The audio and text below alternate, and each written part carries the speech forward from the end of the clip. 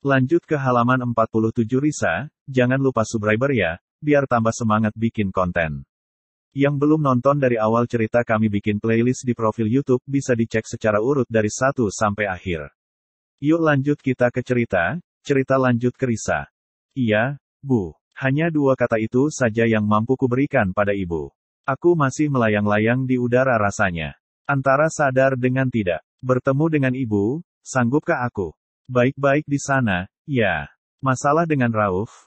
Apakah kamu sudah bercerai darinya, Riz? Pertanyaan ibu sungguh membuat hatiku sedikit marah.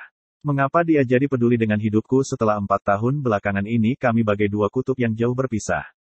Ya, masih tahap proses. Terpaksa aku sedikit terbuka padanya. Biar tak disangka berselingkuh saat statusku masih menjadi istri orang. Dia selingkuh dan menghamili wanita lain. Saat ini sedang koma sebab kecelakaan. Jangan pernah berpikir kalau aku berselingkuh dengan Mas Fadi, ya. Aku tidak melakukan hal semacam itu. Tak terdengar suara ibu lagi untuk beberapa detik. Aku berharap kalau dia tersinggung sekalian dengan kata-kataku barusan. Ya, aku ini bukan peselingkuh yang bisa seenaknya lari dalam keadaan masih menjadi istri sah bila suamiku tak main gila duluan. Kalau hanya sakit atau masalah ekonomi, itu bukanlah suatu hal yang besar bagiku.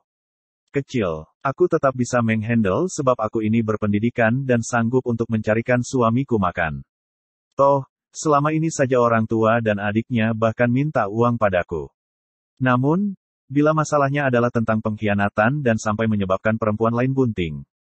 Maaf, aku bukan tipikal wanita tol *L yang mau saja dibodohi oleh laki-laki. Ya, ibu tahu kalau kamu tidak mungkin seperti ibu. Akhirnya wanita itu sadar diri juga. Aku puas mendengarkan jawabannya. Memang kalimat yang sangat aku tunggu-tunggu. Semoga aku bisa mempertahankan jati diriku sampai kapanpun. Aku mengulas senyum tipis. Kini bicara dengannya tak lagi setegang di awal mula. Aku sudah mampu mengontrol emosi dan lebih rileks sembari menyandarkan diri jok kokoh mobil dokter. Fadi, sedang lelaki di sampingku, sesekali masih terlihat menoleh ke arahku dan ketangkap memperhatikan dengan mata yang penuh tanya. Dia sangat penasaran pastinya. Sudah berapa lama dengan Fadi, nak? Tanya ibu lagi disusul dengan bunyi seperti orang yang baru saja mengembuskan ingus di tisu. Aku bekerja bersamanya sudah 11 bulan. Kami partner kerja. Dia baik. Sebatas itu saja. Kata Abah Haji, kamu calonnya. Aku tidak tahu. Itu rahasia Tuhan. Jelasnya kami masih berteman. Aku menjawab dengan tegas, sebab bisa kutangkap sebuah nada aneh dari bicara ibu barusan. Seperti apa? Ya, kayak orang yang agak kaget sekaligus kurang senang. Apa dia tak suka aku dekat dengan anak tirinya? Bu, aku sedang di jalan. Kita lanjutkan teleponnya nanti saja. Aku salam untuk Abah.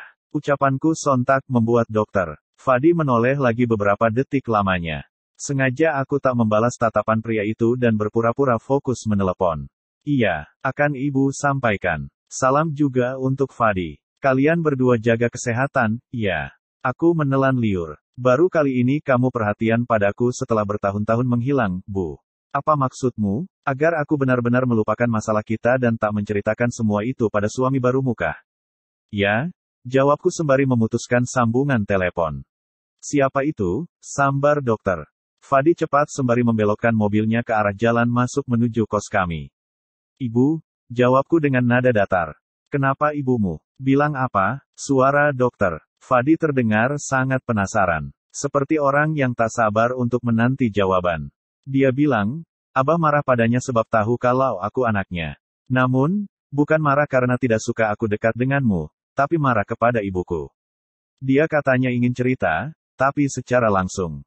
Gak mau ditelepon. Aku juga bingung sendiri dengan maksud pernyataan ibu. Memangnya Abah sampai marah itu kenapa? Terus, tanya dokter. Fadi seakan belum puas dengan jawabanku.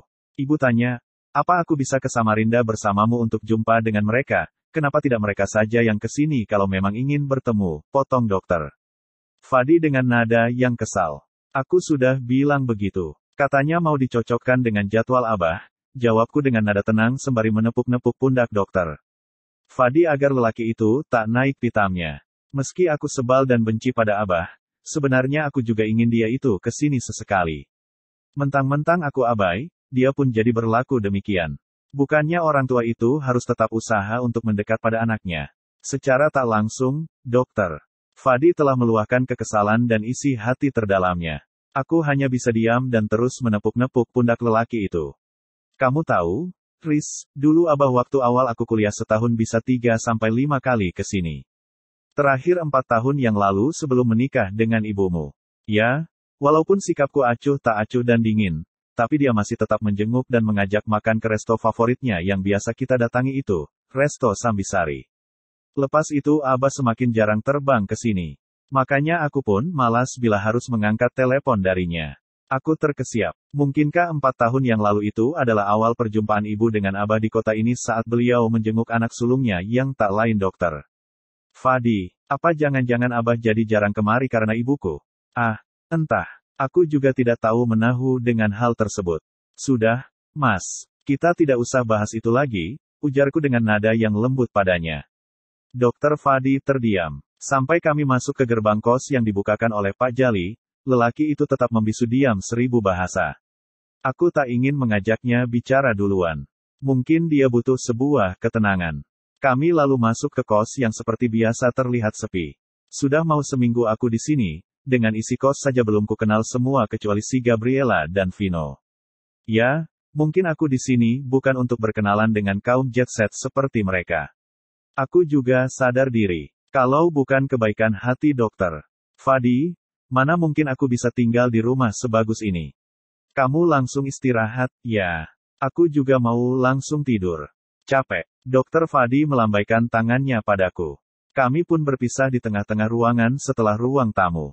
Iya, Mas. Mimpi indah, ya, ujarku kepada lelaki itu sembari balik melambaikan tangan padanya. Perasaanku langsung hampa saat harus masuk ke kamar dan sendirian lagi. Sepi sekali rasanya. Kosong. Bagai aku hanya sebatang kara di hamparan dunia yang sangat luas ini. Aku langsung teringat bahwa aku telah meninggalkan 2 waktu salat. Asyar dan maghrib. Astaga. Kulihat jam pada dinding kamar. Ternyata sudah pukul 21:05 malam.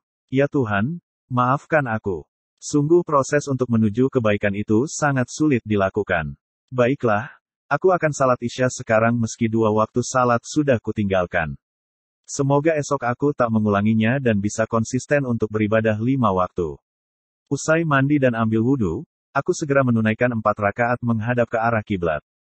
Aku salat lebih lama dari biasanya, terutama saat sujud. Kugunakan waktu menyembah pada rab tersebut untuk berdoa sebanyak-banyak. Yang kupinta tak lain dan tak bukan ialah keteguhan hati untuk beribadah.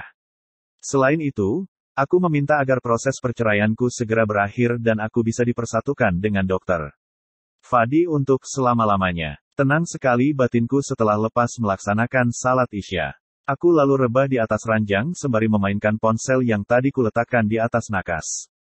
Sesaat ketika aku sibuk scroll melihat media sosial yang sedang riuh dengan kabar tentang skandal video asusila artis terkenal, tiba-tiba aku diinterupsi dengan sebuah notifikasi pesan masuk dari nomor baru yang belum kusimpan.